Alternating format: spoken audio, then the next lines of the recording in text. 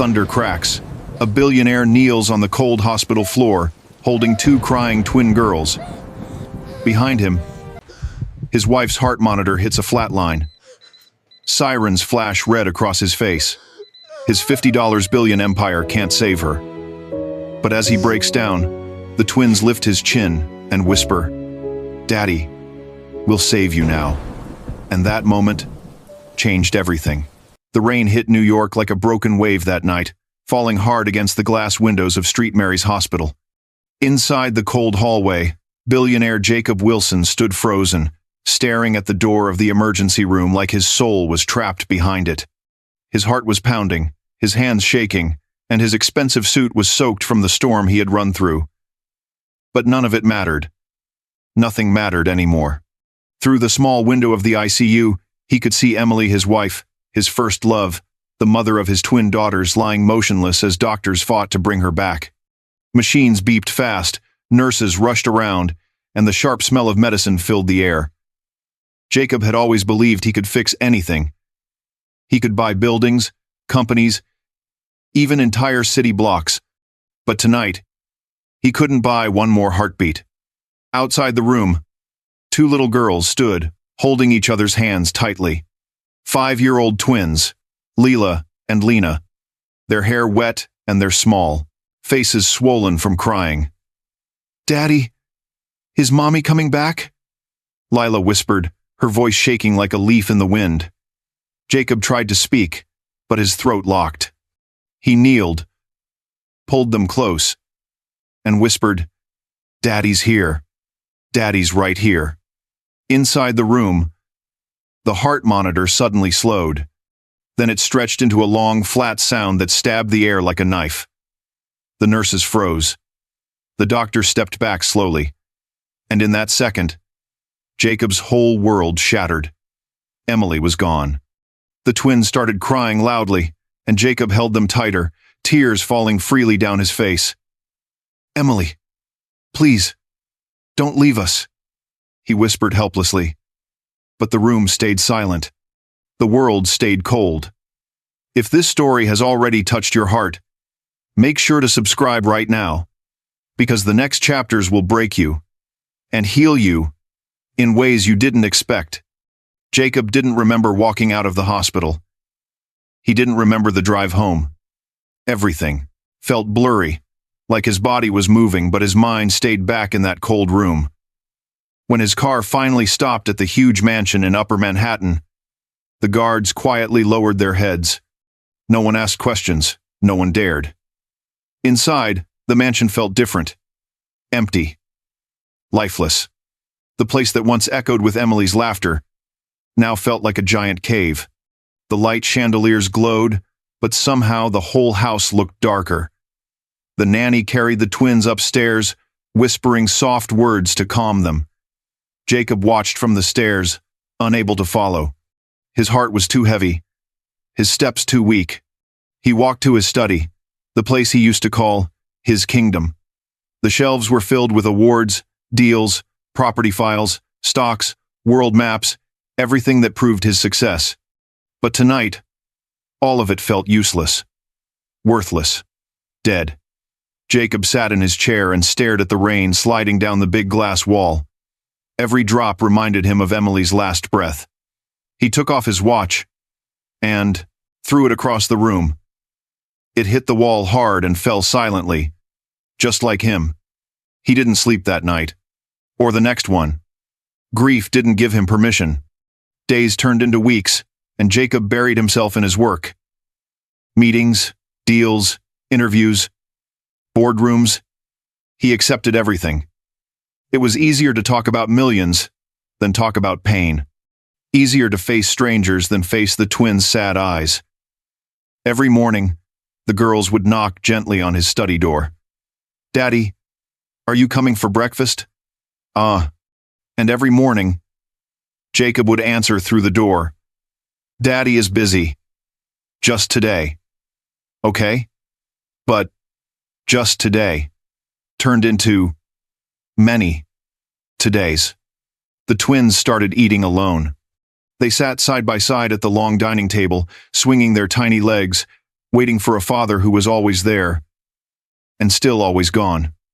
One evening, something unusual happened. Jacob was signing documents when he heard a soft knock. He didn't respond. The door creaked open anyway. Lila stepped inside, her cheeks pink, eyes tired. "Daddy, I made something for you." Jacob looked up slowly. "Sweetheart, Daddy has just 1 minute," she whispered. She walked forward and placed a small drawing on his table. It showed 4 stick figures: Daddy, Mommy, and the twins. Emily had a bright yellow dress. The twins had matching pink bows. But the figure labeled Daddy had no face. Jacob swallowed. "Why? Why didn't you draw Daddy's face?" Lila shrugged. "Because Daddy doesn't smile anymore. I forgot how he looks when he's happy." Those words cut deeper than any knife. Jacob opened his mouth, but nothing came out. He wanted to hug her, wanted to tell her he loved her, wanted to promise her he would try, but grief held his chest like chains. Lila slowly turned to leave. One. "Good night, Daddy," he whispered back. "Good night." When the door closed, Jacob broke. That night, for the first time since Emily's death, he cried loudly like a man who finally understood how lonely he had become. The next morning, the mansion woke to something rare: sunlight. The twins ran into the garden chasing butterflies, their small laughter echoing for the first time in weeks. Jacob watched them from the window, feeling a painful mix of love and regret. He wanted to step outside, wanted to walk to them, wanted to be the father Emily asked him to be. But something stopped him. Fear. The fear of failing them. The fear of being too broken to give love. Just then, his phone buzzed. Another meeting. Another deal.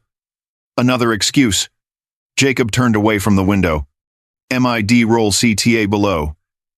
If you're still watching, take 1 second to drop a like, because this journey is about to take a turn you won't expect.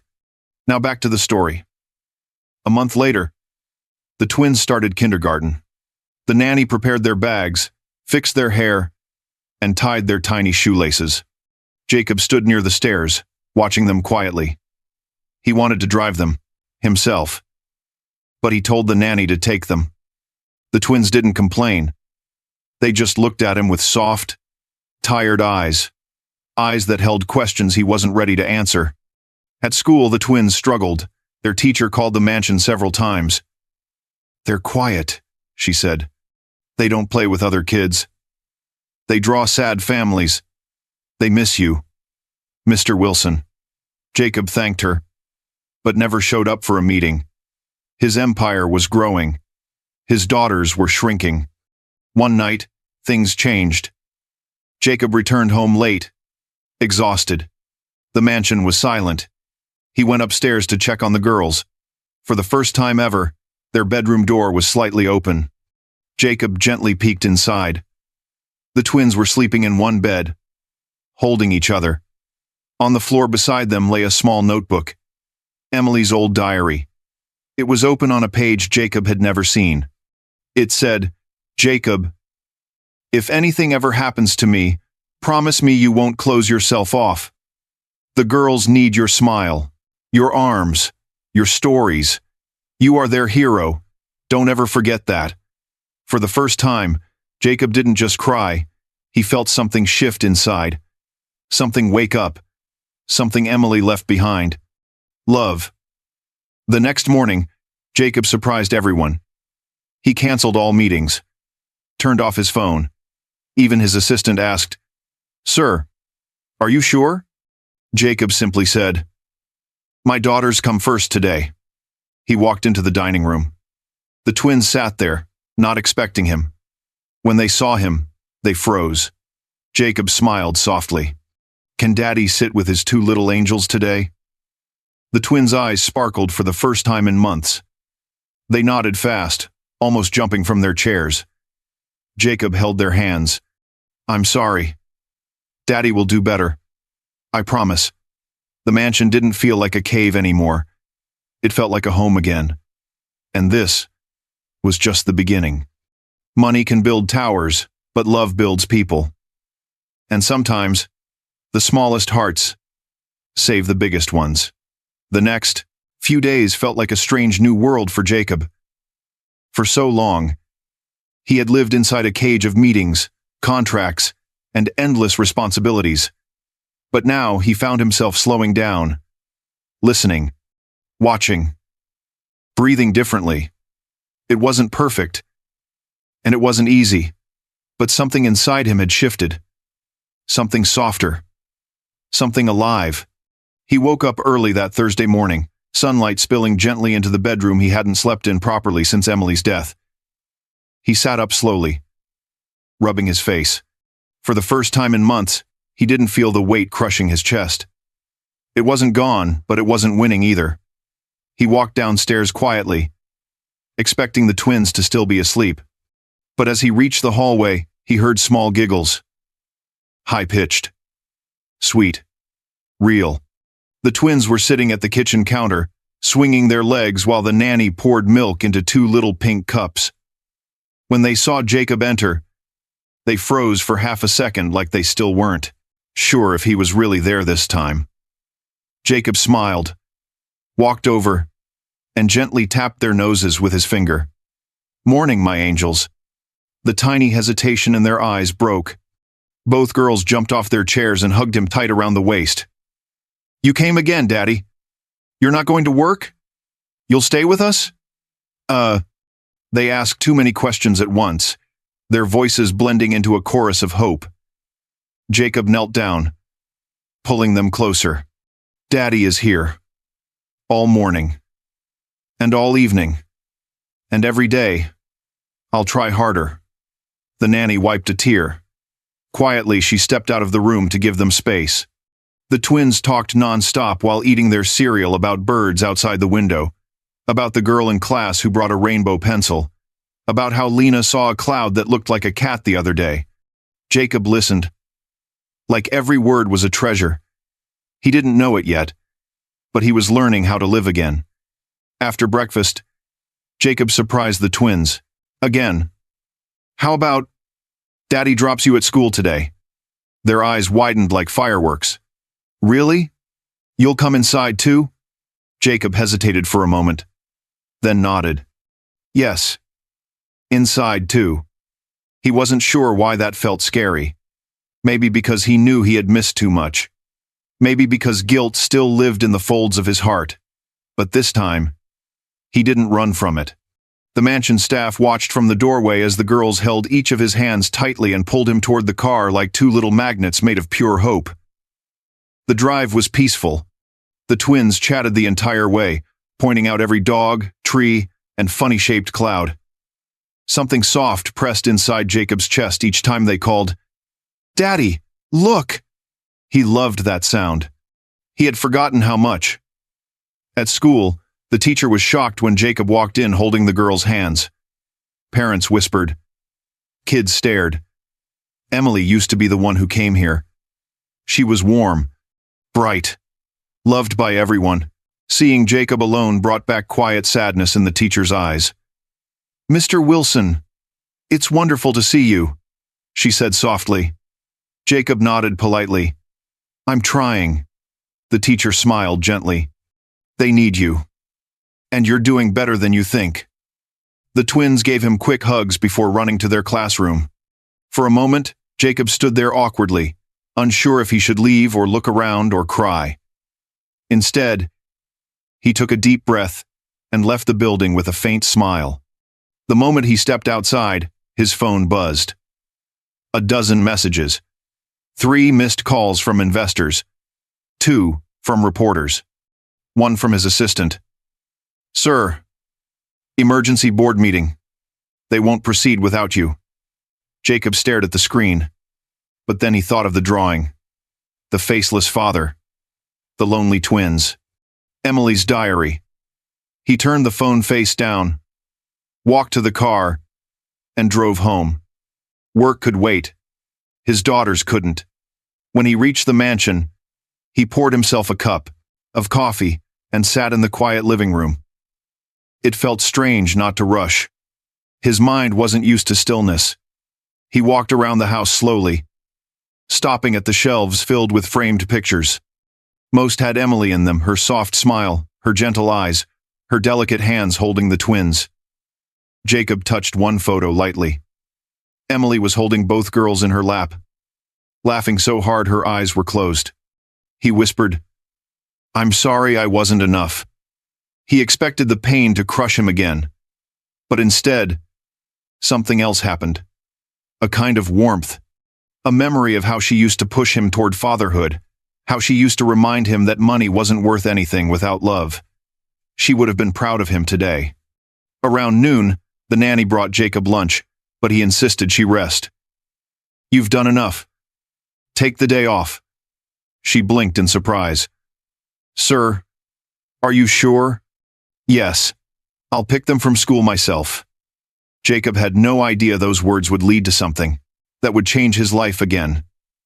Take 1 second to like the video, because the turn that's coming next, you won't see it coming. Now, back to the story. The school bell rang at 3 p.m.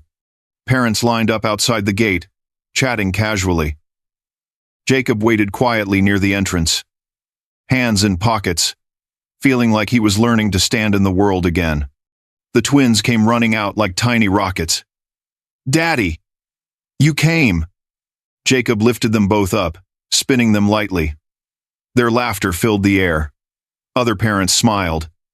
A few wiped tears. Some even whispered, "That's the billionaire whose wife passed away. He's finally showing up for his girls. Poor man. But this is beautiful." Jacob didn't hear them. His whole world was in his arms. On the ride home, the twins told him everything they learned in school. ABC songs, counting, a story about a giant watermelon. Jacob laughed. For the first time in months, really laughed. But the day wasn't done testing him. When they reached the mansion gate, something unusual happened. A woman stood there, holding a clipboard. She wore a navy jacket with a school logo. Her car was parked behind her. Jacob rolled down the window. "Can I help you?" he asked politely. She stepped closer. "Mr. Wilson? I'm Mrs. Harper, the school counselor. I've been trying to reach you for weeks." Jacob stiffened. "About what?" She looked at the twins in the back seat, then back at him. "Can we talk inside?" Jacob nodded, though his stomach tightened. Inside the mansion, the counselor sat on the sofa while the twins ran upstairs to change into pajamas. Mrs. Harper folded her hands. "Mr. Wilson, I don't want to alarm you, but your daughters are struggling. Deeply." Jacob swallowed. "I know they're hurting. We all are. They're not just sad," she said gently. "They're afraid." "Afraid of what?" "Afraid you'll disappear too." The words hit Jacob like a punch to the chest. "Mrs. Harper continued softly. They love you. They look for you constantly. But when you're gone for long hours, it feels like they lost both parents. Not one." Jacob stared at the floor, his jaw tight. "They draw pictures of families," she added. "In every picture, the mother is an angel, and the father is either far away or faceless." That broke him. "I'm trying," Jacob whispered. "I really am."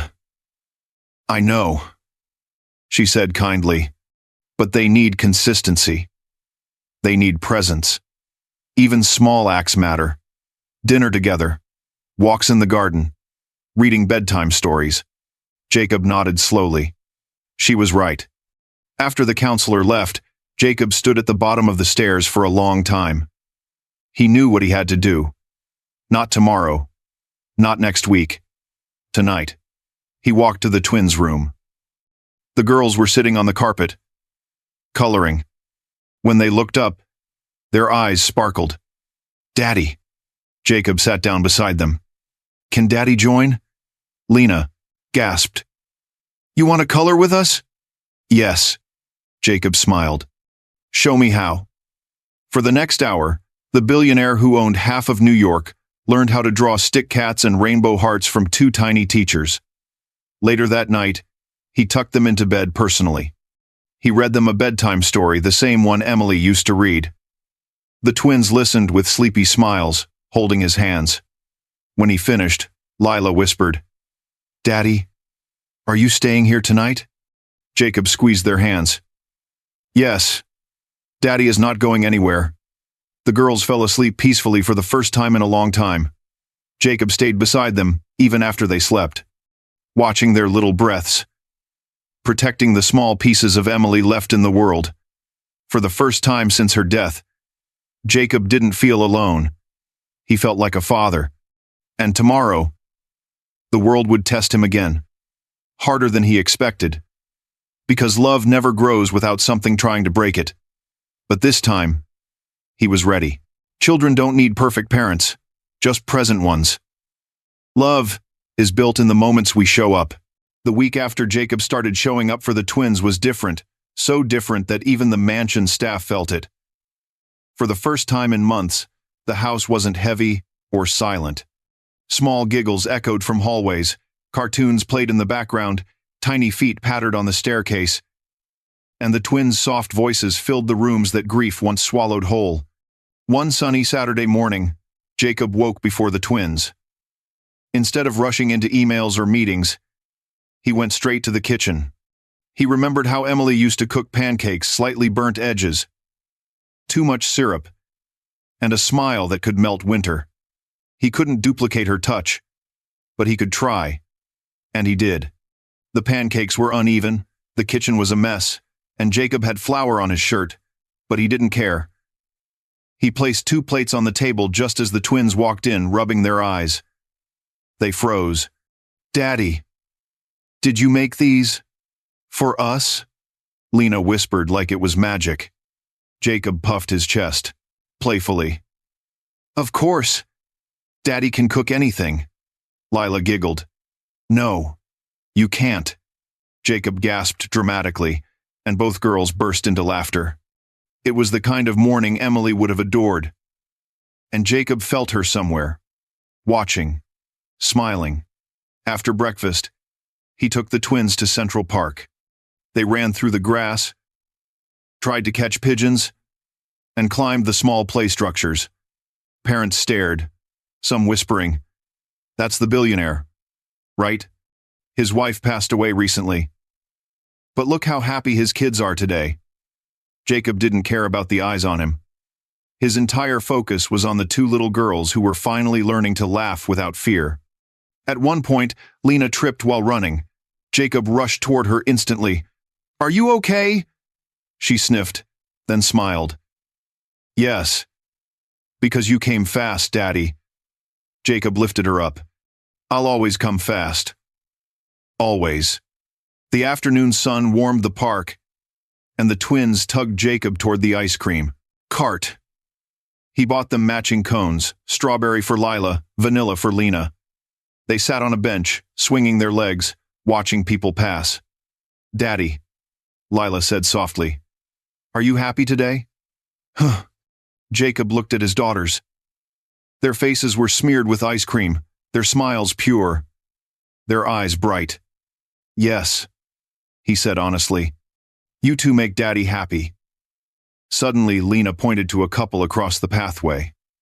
A mother was lifting her small son, laughing as he clapped his tiny hands. The image hit Jacob like a silent strike. His smile faded slowly.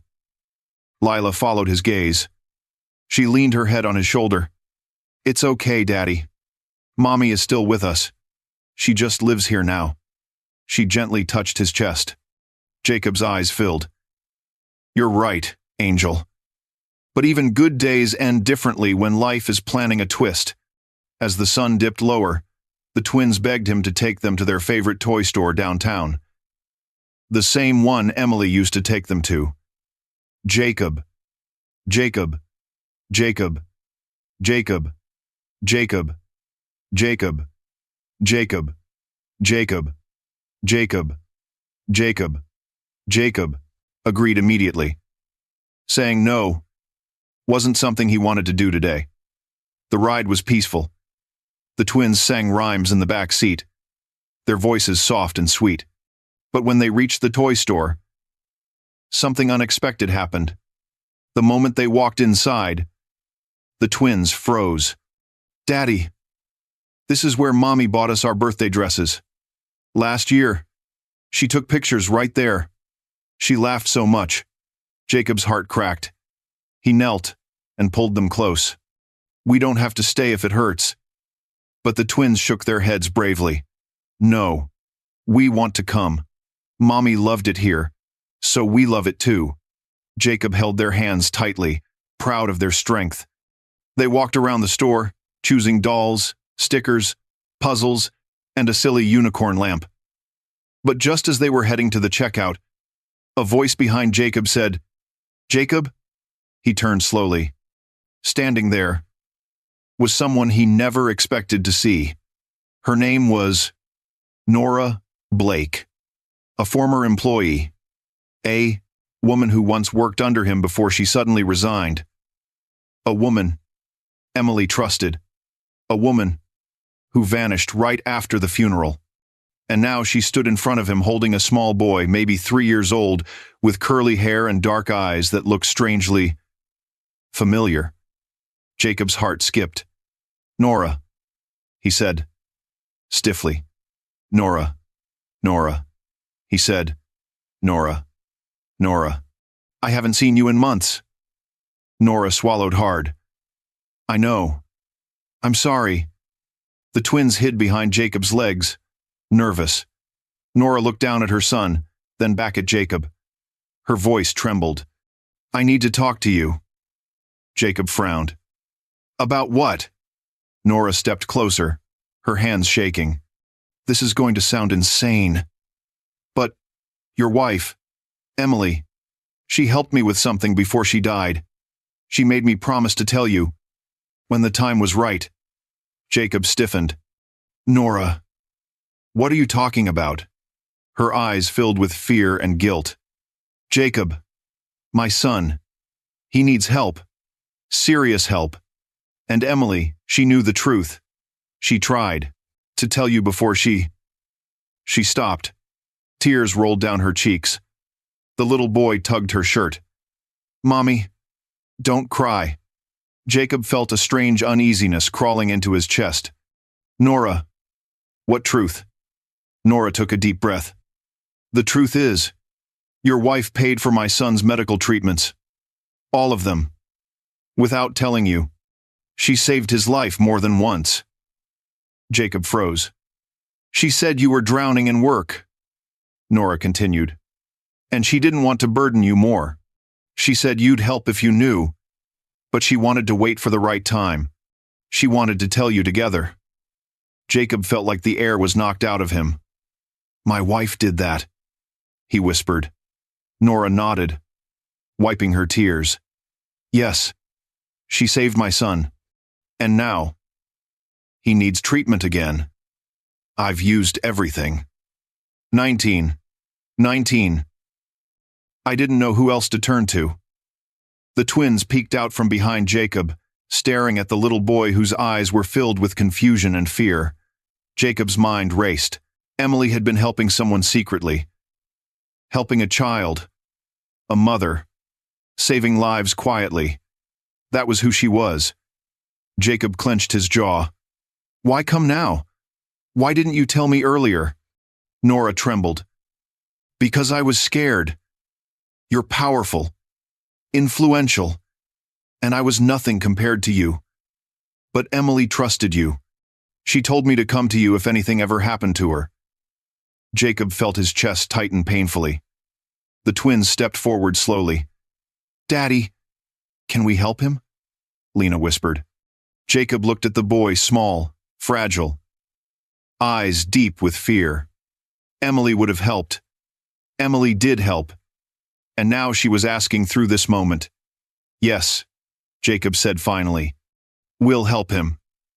Nora burst into tears, covering her face. "Thank you. I didn't know where else to go." Jacob gently raised a hand. "Let me talk to my daughters first." We'll figure this out. I won't let your son suffer." But life had more twists prepared for that night.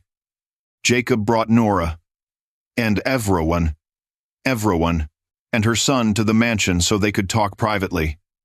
The twins played with the little boy in the living room, even though he seemed too weak to run with them. His cough was painful, his breathing soft, his skin pale.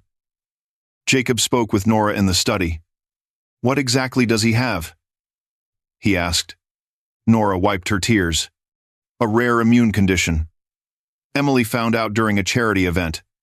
She insisted on helping. She said every child deserved a chance." Jacob felt his throat burn. "She never told me," he whispered. "She said you were stressed," Nora said softly. "She didn't want to add to your burden. She planned to tell you once he got better." Jacob closed his eyes painfully. Emily had carried so much kindness, so much goodness. And he never even knew. "How much do you need for treatment?" Jacob asked. Nora hesitated. "A lot. More than I should ask. But without it, he won't make it." Jacob leaned back. "Emily trusted you. So I will too." Nora broke. Again. "I don't deserve this." "It's not about you," Jacob said gently. "It's about a child." When Jacob returned to the living room, he found the twins sitting around the little boy, showing him how to draw rainbows with crayons. He tried to smile, but something in the boy's weak breathing scared him. Lila looked up. "Daddy, he's nice. Can he come again tomorrow?" Jacob nodded, though fear squeezed his chest. Suddenly, the boy coughed violently, almost collapsing forward. Jacob rushed to him instantly. Nora panicked. "It's happening again! Oh God, no! Get the car!" Jacob shouted to a guard. "We're taking him to the hospital. Now!" The twins grabbed Jacob's sleeves, terrified. "Daddy, is he dying?" Jacob lifted them into his arms. "No, angels. Daddy won't let anything happen to him." The night sky roared with thunder as they rushed to the hospital. The very same hospital where Jacob lost Emily. The same smell. The numbed, same lights. The same fear. But this time, he wasn't losing someone. He was fighting to save someone, just like Emily would have done. And that changed everything. Love doesn't end with loss. Sometimes it continues through the lives we choose to save. The doors of the emergency room burst open as Jacob rushed in, carrying the little boy in his arms. Nora trailed behind him, sobbing uncontrollably, her hands shaking so badly that she could barely keep her phone steady. The twins clung to the nanny, terrified, their eyes wide as they watched paramedics wheel the boy away. The hospital lights felt too bright, the air too cold, the memories too sharp. Jacob couldn't breathe. This was the same hallway, the same scent, the same alarm sounds, the same place where he lost Emily forever. His chest tightened with every second. A nurse tried to guide Nora into the waiting area, but she shook her head violently. "No, I can't sit. I can't. He needs me. I can't lose him. Please." Jacob stepped forward immediately, holding Nora's shoulders. "Nora, listen to me. He's in good hands now. Let the doctors do their job." Nora sobbed helplessly. "He's all I have. He's all I have." Jacob nodded. "And we're not leaving him alone." A doctor rushed toward them. "Which one of you is the guardian?" Nora lifted her hand. Weakly. I'm his mother." The doctor spoke urgently. "Ma'am, your son's oxygen is dropping fast. He's entering a dangerous stage. We need consent to move him into intensive care and begin advanced treatment immediately." "Yes," Nora cried. "Do anything. Everything." The doctor nodded and ran back through the doors. The twins, watching the chaos, started shaking. Lila tugged Jacob's sleeve. "Daddy, is he going to die?" Jacob knelt, hugging both girls tightly. "No, Daddy won't let that happen. I promise." But inside, Fear clawed at him like a wild animal. Jacob paced the fear hallway endlessly, hands on his head, eyes burning. Nora sat in the corner, whispering prayers, rocking back and forth. The twins couldn't stop crying until the nanny finally took them outside for air. Jacob stared at the emergency doors he once saw Emily disappear behind. He could feel the same crushing fear creeping in. Why was life testing him again? Why another child? Why another mother pleading with fate? He felt the ghost of Emily's voice, soft and warm. Help them, Jacob. Be who you were meant to be. Finally, the doctor stepped out. Nora shot up. Nora. Nora. Nora. Is he okay? Please tell me. The doctor didn't smile. His face was serious. Too serious. Your son's condition is worsening. His immune system is crashing. He needs a special treatment, expensive, risky. But it's his only chance. Nora's voice cracked. How expensive? The doctor hesitated. A single round costs around $500,000. And he may need multiple rounds. Nora collapsed. To the floor. I'm sorry. I can't do that for him. Her voice broke into pieces. Jacob's heart twisted as he watched the mother crumble. Without thinking twice, he spoke firmly. I'll pay. The doctor blinked. Sir, it's extremely costly. Are you sure? Yes, Jacob said. Voice steady. Do it. Save him. Nora gasped like she had been hit. Jacob. No. I can't let you. This isn't charity. Jacob said softly. This is a promise. Emily's promise. And mine. Nora broke into tears again, clutching her chest. The doctor rushed back inside to start procedures. Jacob sat down heavily. His mind felt like it was being torn apart by memories and emotion. He looked around the waiting room. Everything looked too familiar. The beige walls, the ticking clock, the faint beeping sounds from inside the ICU. He remembered the day Emily collapsed, how she whispered his name, how he ran through these halls screaming for help, how doctors worked, and then went silent. He covered his face with his hands, shaking. Daddy? Lila's small voice pulled him out of the nightmare. The twins ran back to him and hugged him tightly. Is he going to be okay? Daddy, please don't be sad. Jacob kissed their heads. He'll be okay. I promise you, girls. I won't let anything happen. But the night wasn't done with them. 3 hours passed. Then 4. Then 5. Finally, the doctor came out again. But something was off.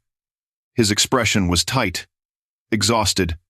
Nora rose slowly, trembling. Please, tell me he's alive. The doctor nodded. He's alive. For now. But he needs to stay in the ICU for at least a month. And he needs a donor match for a long-term solution. Without a compatible donor, his immune system will fail again. Jacob stiffened. A donor match? Like bone marrow?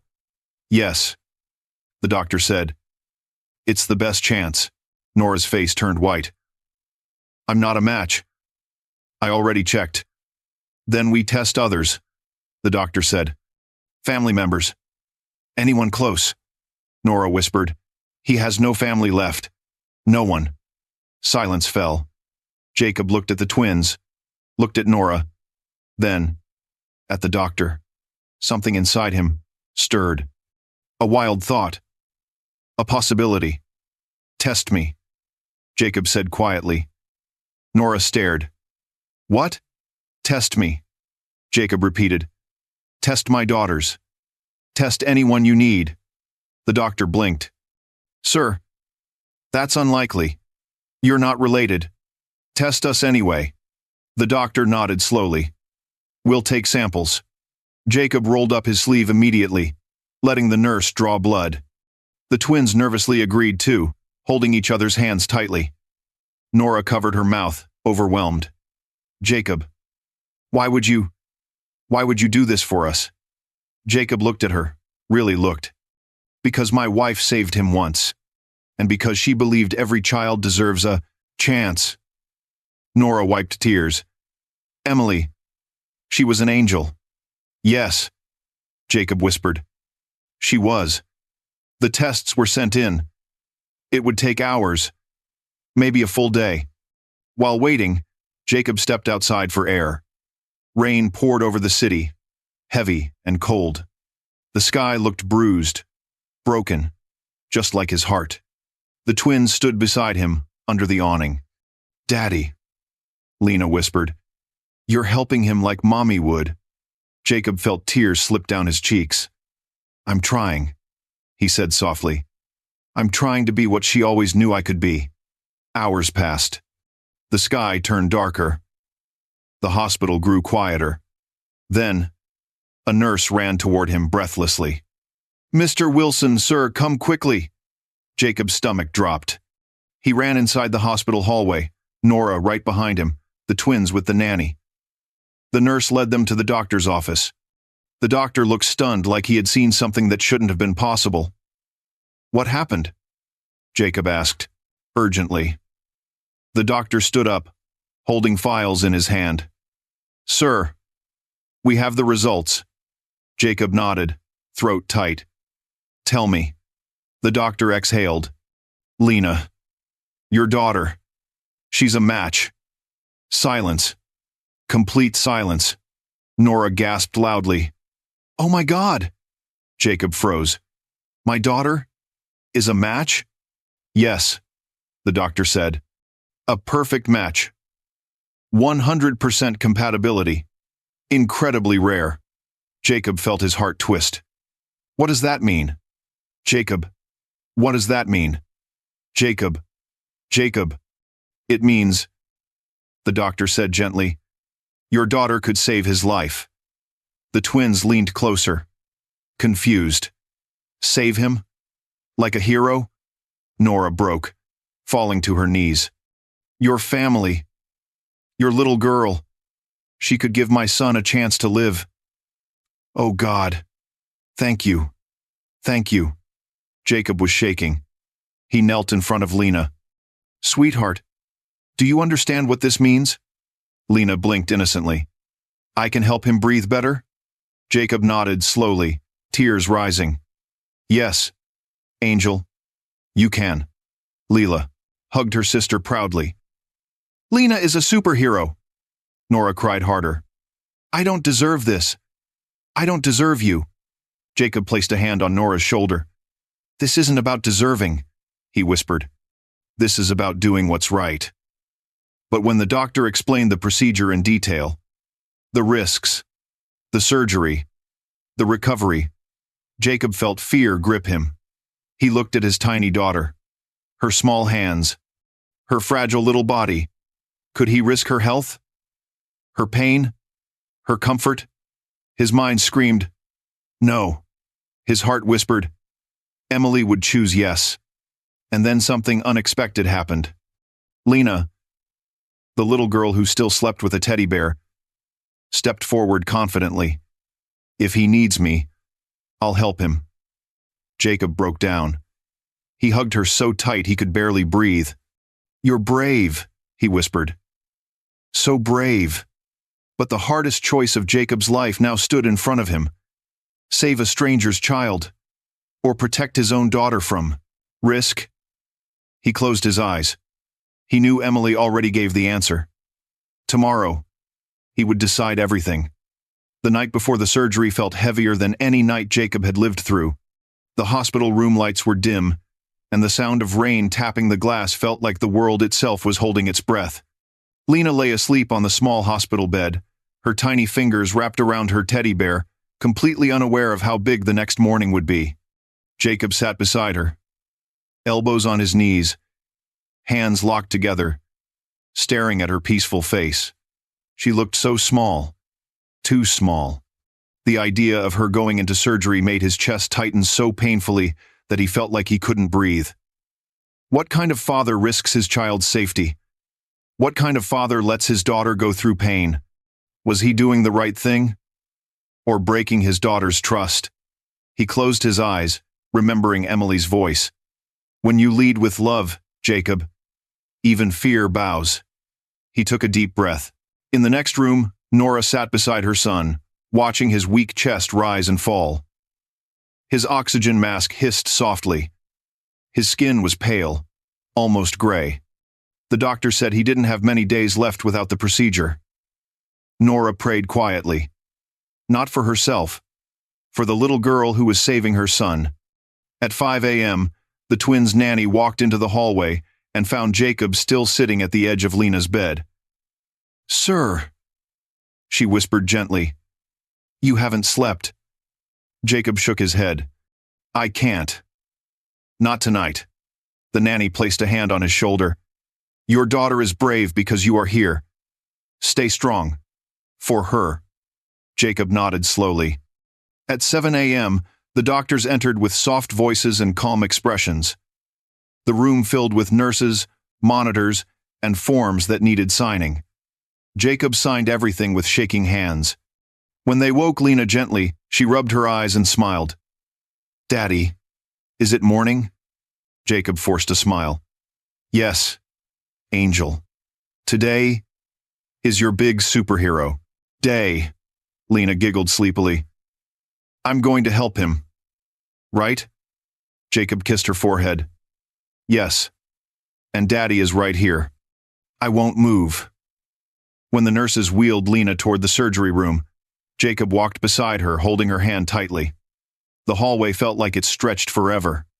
The twins' nanny carried Lila, who kept whispering, "Be careful, sister. Be brave." Lena looked at her twin and smiled. "I'll be okay. Daddy said so." When they reached the operating room doors, a nurse stopped Jacob gently. "Sir, this is where we take her inside." Jacob froze. I can't come?" She shook her head softly. "Parents aren't allowed beyond this point." Lena held Jacob's hand tighter. "Daddy, don't leave me." Jacob's heart cracked open. "I'm not leaving," he whispered. "I'll be right here when you come out." "I promise." Lena nodded bravely. She lifted her teddy bear like a warrior lifting a shield. "Okay. I'm ready." The nurses wheeled her inside. The doors shut. Jacob collapsed into the chair outside, covering his face with both hands. His heart pounded loudly. His throat burned. His entire body shook. In another hallway, Nora watched through blurry eyes as her son was taken to the second operating room. She saw Jacob breaking down silently.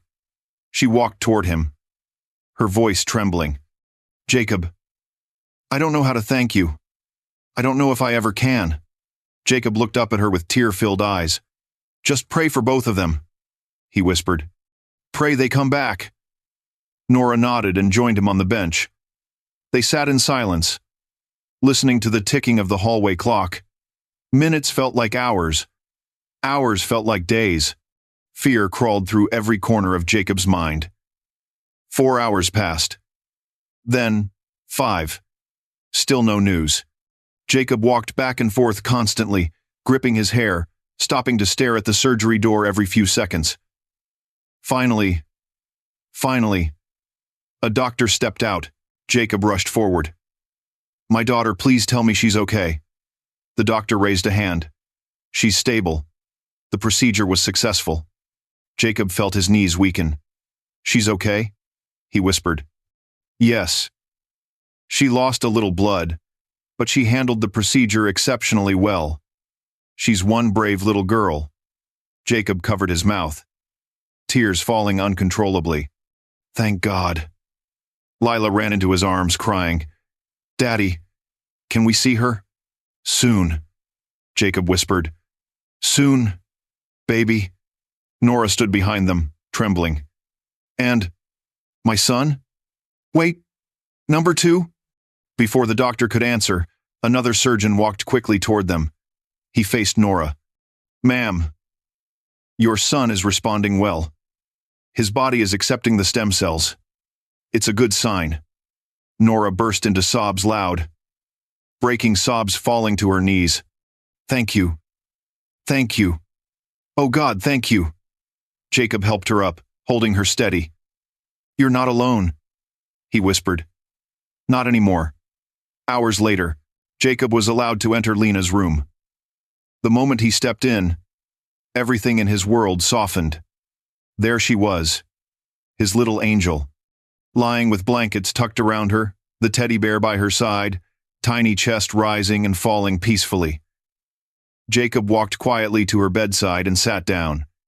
He kissed her forehead gently. You saved a life today, he whispered. Mommy would be proud. Lena opened her eyes slowly. Daddy, did I do good? Jacob smiled through tears. You did amazing. You're the bravest girl I know. She lifted her little hand toward him. He held it tightly. Daddy, she whispered. The little boy. Is he okay? Jacob smiled softly. Yes, Angel. Because of you. Lena closed her eyes with relief. In the next room, Nora watched her son sleeping peacefully, color returning to his cheeks for the first time in months. She whispered, Thank you, Emily. Thank you. Later in the evening, Jacob brought the twins together. Lila hugged Lena so tight she almost squeezed the air out of her. You saved him, she cried. You're my hero. Lena smiled weakly. I did it for Mommy. And for Daddy. And for him. The hospital room filled with a warmth that even grief couldn't steal. That night, Jacob stood near the window, looking at the city lights. The pain of losing Emily would never completely fade, but something inside him had healed today. For the first time in a long time, he felt like he was becoming the man Emily always believed he could be. A father. A protector. A giver of hope. The next morning, the newspapers exploded with headlines. Billionaire's daughter saves child's life. Jacob Wilson funds rare treatment for struggling family. A story of loss, love, and unbelievable courage. But Jacob didn't care about the world's praise. All he cared about was seeing his daughters smile again, and the little boy who now had a second chance. A week later, the boy was well enough to visit Lena. He walked slowly into her room holding a small bouquet of flowers. He whispered shyly, Thank you for saving me. Lena smiled. Friends help friends. Nora hugged Jacob, tears still slipping from her eyes. Your family saved mine. I will never forget this. Jacob shook his head gently. We just followed Emily's path. She started this. We just finished it. As the children played softly, Jacob finally felt something he hadn't in months. Peace. A long, deep, healing peace. Emily's kindness had planted a seed long ago.